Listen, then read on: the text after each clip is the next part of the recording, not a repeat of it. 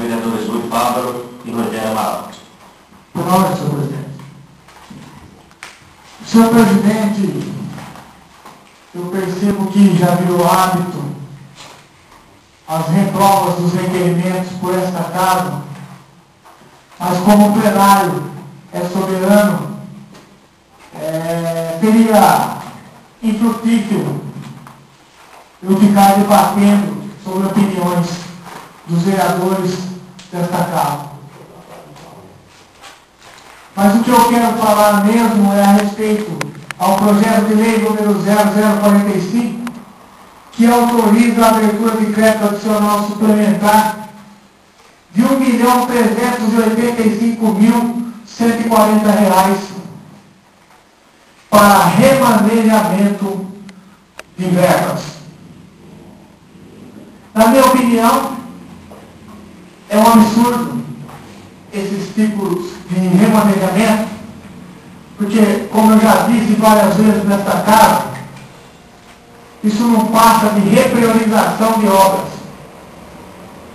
E o que mais me preocupa com esse projeto de lei, com esse remanejamento, é o artigo 2º, que fala sobre as anulações das dotações.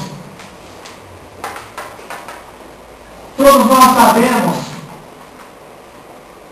que moradia faz parte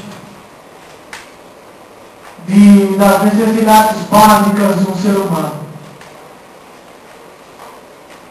A moradia, ela nos traz qualidade de vida.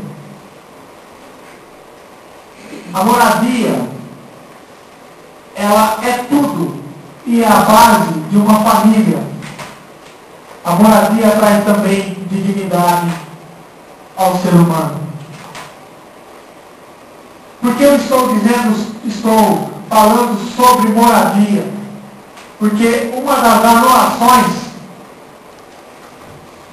do artigo 2º desse projeto de lei refere-se a anulação de R$200 mil, que seria para aquisição de imóveis para habitação popular, terrenos. Se existia uma luz no fim do túnel para com a população de um dia ter uma casa com baixo custo, acredito eu que ela escapa pelos olhos dos dedos.